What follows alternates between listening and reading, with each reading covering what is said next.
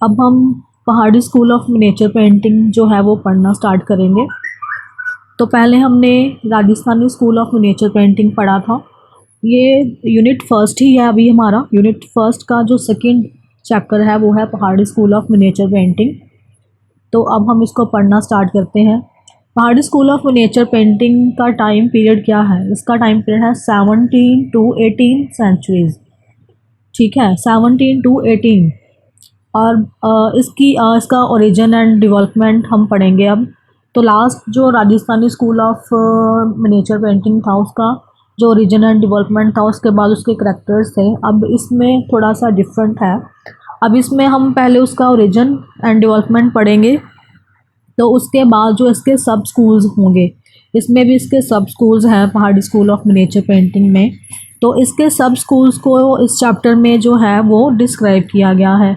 तो हम हार्डली इसके जितने भी जैसे 7 इसके सब स्कूल्स हैं, तो 7 सब स्कूल्स में हम इसके 3 या 4 जो है सब स्कूल्स जो है वो डिस्क्राइब करेंगे। तो हम स्टार्ट करते हैं अब इसको, पहाड़ी स्कूल ऑफ मिनिएचर पेंटिंग को। The painting style developed in the present state of Himachal Pradesh and some adjoining areas of Punjab, Jammu and Kashmir and Garhwal in Uttar Pradesh, now in Uttaranchal। अब इसमें हमें क्या बताया गया है कि इसमें जो पेंटिंग स्टाइल जो रहा है Pahari school of miniature painting में, जो उनका पेंटिंग करने का स्टाइल रहा है वो जो present state of Himachal Pradesh और इसके साथ जो कुछ एरियाज़ लगते थे जैसे पंजाब, जम्मू एंड कश्मीर या गढ़वाल, जो कि उत्तर प्रदेश में थे और नाउ अब जो है उत्तरांचल में है, तो उनमें ये बहुत ज़्यादा डिवेल्प हुआ है Pahari school of miniature paintings. And the whole of this area was divided into small states ruled by Rajput. तो अब ये पूरा जो एरिया जो है उन्होंने कहा है कि इनको उन्होंने छोटे स्टेट्स में, छोटी छोटी स्टेट्स में जो है वो डिवाइड किया था। तो इसके ऊपर राजपूत राज्य ने राज किया। These states were center of great artist activity wherein पहाड़ी art emerged in fusion with the local folk art। emerge का मतलब होता है इसमें उभरना और ज़्यादा विकसित होना। फ्यूजन का मतलब है मिक्सन एंड सेंटर्स का मतलब है इसमें जो केंद्र है। तो उसमें ये बताया गया है कि ये जो स्टेट है एक बहुत ही ग्रेट आर्टिस्ट एक्टिविटी का जो है वो केंद्र रहा है। एंड इसमें जो है लोकल फोक आर्ट का फ्यूजन, उनका मिश्रण जो है वो हमें मिलता है। तो ये जो मिश्रण है तो उनकी पेंटिंग्स में हमें और ज़्यादा देखने को मिलता है। तो वही जो सारा उन्होंने फोक आर्ट के ऊपर ही जो सारी पेंटिंग्स जो हैं वो बनाई गई हैं पहाड़ी स्कूल में भी और राजस्थानी स्कूल में भी। जो उनका ट्रेडिशन रहा है, जैसे उनका जो था उसमें फोक आर्ट है, जैसे उसमें जो भी उनका कल्चर रहा है, तो वही उसके ऊपर ही उन्होंने ये जो सारी पेंटिंग्स को उन्होंने डिस्क्राइब किया हुआ है। अब इसमें उनके सब स्कूल्स क्या हैं? The sub schools of Rajput और पहाड़ी स्कूल ऑफ आर्ट वर। इनके सब स्कूल्स हैं Basohli school of art, Guler school of art, Kangra school of art, Kullu Mandi school of art, Chamba school of art, Jammu and Nurpur school of art, Punjab and Garhwal school of art. अब इसमें जो है Pahari school of miniature paintings में 7 सब schools हैं और मैंने आपको सभी के नेम जो है वो बता दिए हैं। तो अब हम इसमें इनके जो सब स्कूल्स हैं उनको हम डिस्क्राइब करेंगे। जैसे बसौली स्कूल ऑफ आर्ट है, इसमें सबसे पहले हम बसौली को डिस्क्राइब करेंगे कि बसौली में कौन कौन सी पेंटिंग्स हैं और कौन सा ट्रेडिशन रहा है या कौन सा उसमें फेमस आर्टिस्ट था। तो ये हम इसमें पढ़ेंगे। तो ऐसे ही हम इसके 3 या 4 मैक्सिमम 3 या 4 स्कूल्स को हम डिस्क्राइब करेंगे। ठीक है, तो अब हम पहाड़ी स्कूल ऑफ मिनिएचर पेंटिंग का जो सबसे पहला जो सब स्कूल है बसौली स्कूल ऑफ आर्ट, उसको हम पढ़ना शुरू करेंगे। अब हम बसौली स्कूल जो है वो पहाड़ी स्कूल का मेन सेंटर था। तो हम इसको पढ़ना स्टार्ट करते हैं। In the Pahari region the main centre was Basohli, a small state in Jammu territory of the present Jammu and Kashmir. जो बसौली स्कूल ऑफ आर्ट है वो पहाड़ी रीजन का मेन सेंटर था और यह या जो है वो जम्मू एंड कश्मीर का एक छोटा सा क्षेत्र था। During the period of Raja Kirpal, artist named Devidas made miniature in the form of the Rasa Manjari illustrations in 1694 AD। अब जो हमें बता रहे हैं इसमें कि ड्यूरिंग द पीरियड ऑफ राजा कृपाल के टाइम पीरियड में जो आर्टिस्ट थे देवीदास, उन्होंने रसा मंजरी जो इलस्ट्रेशन है, पेंटिंग्स हैं, उसमें चित्रण जो किया है, उसमें उन्होंने बहुत सारी सीरीज़ में काम किया है। इसमें होता है कि जैसे रसा मंजरी है तो एक ही टॉपिक को लेके बहुत सारी उसकी सेम सीरीज़ में उनको पेंट करना, उसकी बहुत सारी नेक्स्ट पार्ट्स उसके डिस्क्राइब करना। तो रसा मंजरी का मतलब है कि Indian girl name that mean an auspicious sign draw in front of Hindu home. इसमें रसा मंजरी का मतलब हमें ये बताया गया है कि एक जो इंडियन गर्ल या बॉय का नेम को डिपिक्ट कर रहा है रसा मंजरी। एंड ये जो है जो हिंदू रिलीजन के जो लोग थे जो अपने गेट के फ्रंट में जो साइंस बनाते थे, जो शुभ साइन जैसे हम मानते हैं कि वो एक शुभ साइन क्रिएट करते थे अपने घरों के बाहर, तो उसको हम रसा मंजरी कहते हैं। तो ये जो ऑस्पिशियस होता है कि शुभ साइन उसको क्रिएट करना, तो ये उसको मानते हैं कि उन्होंने जो अपने घर के बाहर जो फ्रंट गेट में जो साइन बनाते थे तो उसको डिपिक्ट करने के लिए उन्होंने रसा मंजरी को जो है वो उससे डिपिक्ट किया है। तो एक तो ये है कि वो एक गर्ल एंड बॉय का नेम जो है उसको डिपिक्ट कर रहा है, तो एक वो यह डिपिक्ट कर रहा है कि वो एक जो शुभ साइन बनाते थे अपने घर के बाहर, तो उसको भी ये डिपिक्ट कर रहा है अपने पेंटिंग्स में। ओके, नेक्स्ट जो है the illustration of to Rasamanjari series can be found in number of Indian and foreign museum. अब इसमें जो रसा मंजरी की जो सीरीज़ है तो वो इंडियन और फॉरेन म्यूज़ियम में भी जो वो मिली है। The Basoli style resulted from the fusion of a deeply religious art rooted in the folk tradition with basis element of Mughal technique of realism and boldness of line and strong glowing color। अब इसमें क्या बता रहा है कि जो Basohli style है वो बहुत ही मिश्रण है उसमें, जैसे कि मिक्स्ड वर्क हुआ है, जैसे उसमें बहुत सारा जो है रिलीजियस वर्क है, फोक ट्रेडिशन के ऊपर उन्होंने पेंटिंग्स बनाई हैं, या फिर जो बेसिक जो एलिमेंट था उनका जो बेसिक उन्होंने टेक्निक्स अपनाई हैं वो मुग़ल टेक्निक्स अपनाई हैं उन्होंने इसमें। और इसमें उन्होंने बोल्डनेस जो लाइंस हैं वो बोल्ड यूज़ की हैं, एंड स्ट्रॉन्ग जो ग्लोइंग कलर वो जो यूज़ किए हैं बसौली स्कूल ऑफ आर्ट में।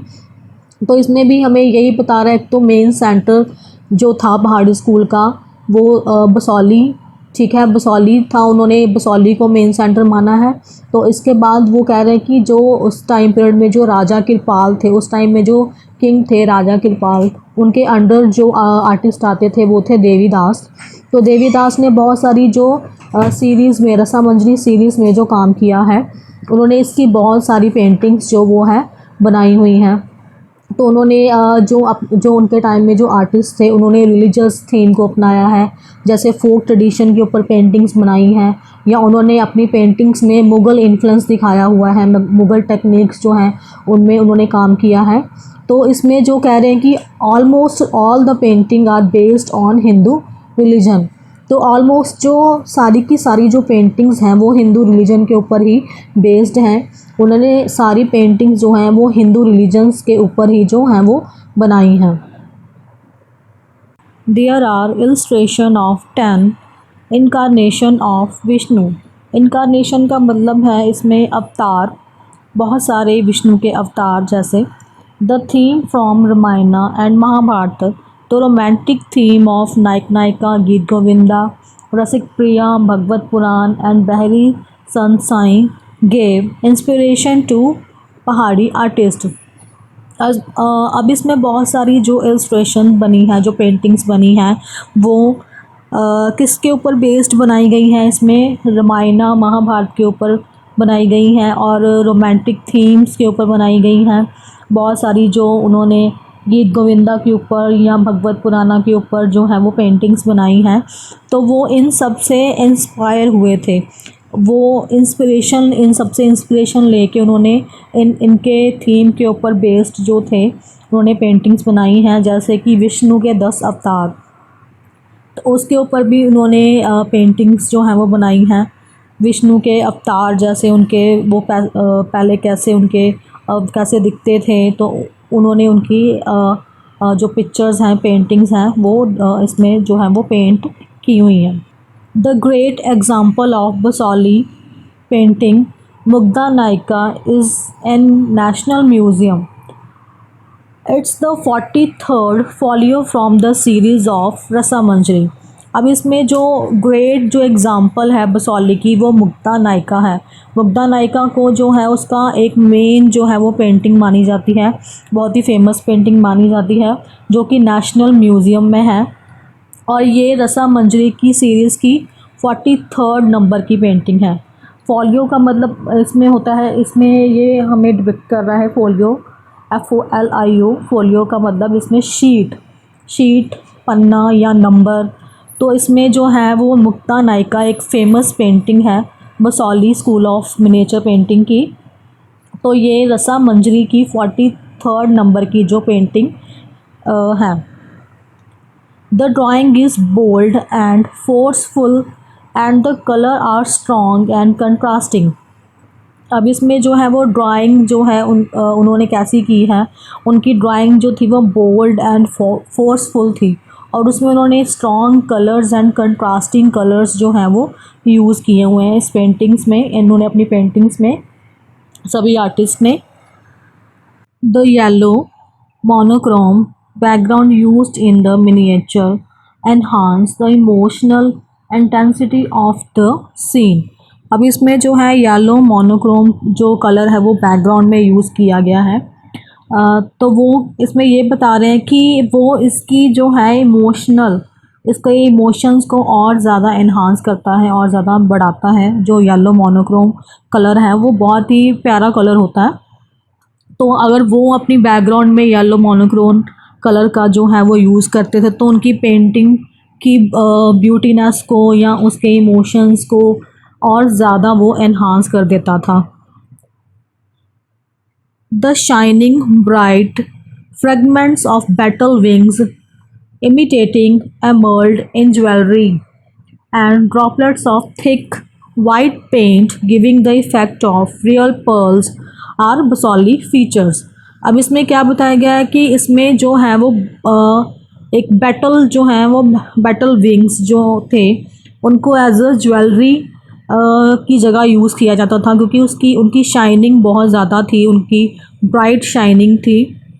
तो उनके विंग्स को जहाँ पे वो ज्वेलरी बनाते थे, तो उनके वहाँ पे वो उनके विंग्स को वो यूज़ करते थे। या हम ये कह सकते हैं कि जैसे वो जहाँ पे ज्वेलरी बनाते थे, तो उनकी जैसे ज्वेलरी की जो ब्राइटनेस होती है, उसकी शाइनिंग जो होती है, वही शाइनिंग दिखाने के लिए वो उस टाइप का कलर जो था, जैसे बैटल्स के जो विंग्स में जैसी शाइनिंग होती है, तो वैसा ही कलर वो उस जगह में उनकी ज्वेलरी की जगह में यूज़ करते थे। And the droplets of thick white paint, तो जहाँ पे वो ड्रॉप्स बनाते थे, पानी की बूंदें बनाते थे, तो वहाँ पे वो बिल्कुल वाइट कलर का यूज़ करते थे। जैसे वो रियल पर्ल्स, जैसे वाइट कलर के जो मोती होते हैं, उनको बनाने के लिए वो बिल्कुल वाइट प्योर कलर का जो है वो यूज़ करते थे। तो वो इफ़ेक्ट आ जाता था, जैसे कि हम जहाँ पे ज्वेलरी बनानी है, यहाँ हमने उनके जो हैं वो बीड्स बनाने हैं, पर्ल्स बनाने हैं, तो वो कलर्स के साथ ही सारा इफ़ेक्ट आता था। तो मैं आपको यही कहती हूँ कि कलर्स जो हैं वो बहुत ही इम्पॉर्टेंट जो है रोल प्ले करते हैं इन एवरी पेंटिंग। तो वो अगर हमें कोई भी चीज़ को डिपिक्ट करना है, जैसे हमें पानी की बूंद ही बनानी है, तो हम उसको वाइट कलर के साथ है ना शाइनिंग उसकी दे सकते हैं, उसको कलर कर सकते हैं अच्छी तरह से। तो वैसे ही हम जो हैं इसमें डिफरेंट वे के साथ, जो कलर्स के साथ हम किसी भी चीज़ को अच्छी तरह से डिपिक्ट कर सकते हैं। The sky is shown as a narrow band of blue and white at the top. Narrow का मतलब होता है छोटा। अब इसमें जो स्काई है वो छोटे साइज़ के स्काई जो हैं वो बनाए गए हैं, बिल्कुल टॉप के ऊपर ब्लू एंड वाइट कलर के साथ। उन्होंने स्काई में just blue and white colour का यूज़ किया है और बिल्कुल छोटे साइज़ के जो हैं वो स्काई उन्होंने बनाए हैं इसमें। The nature is framed in a border of brilliant red colour. अब इसमें जो है जो भी पेंटिंग्स बनाई गई हैं उसको एक फ्रेम, एक बॉर्डर के बीच में जो है वो क्रिएट किया गया है। तो उन्होंने अपने जो बॉर्डर हैं वो रेड कलर के साथ जो हैं वो क्रिएट किए हैं। जैसे कोई भी एक पेंटिंग हमने बना ली है तो उसकी साइड में हमने बॉर्डर देना होता है। तो इस पहाड़ी स्कूल ऑफ नेचर पेंटिंग में उन्होंने अपनी पेंटिंग्स के बॉर्डर्स भी जो हैं वो क्रिएट किए हैं और उन्होंने जो ये बॉर्डर्स हैं वो red colour, brilliant red colour के साथ जो हैं वो क्रिएट किए हैं इसमें। तो यहीं पे हमारा जो बसौली स्कूल ऑफ आर्ट जो है वो ख़त्म होता है। हमने ये सारा रीड कर लिया है, इसके जो इम्पोर्टेंट्स जो भी इसमें फ़ीचर्स थे। अगर आपको मेरी वीडियोस पसंद आ रही हैं तो मेरे चैनल को लाइक कीजिए, सब्सक्राइब कीजिए और शेयर कीजिए। और अगर आपको सिलेबस के रिगार्डिंग कोई क्वेश्चन पूछना है तो आप मुझे कमेंट बॉक्स में कमेंट करके अपना क्वेश्चन पूछ सकते हैं, तो डेफ़िनेटली मैं आपको उसका रिप्लाई दूँगी। और थैंक यू सो मच।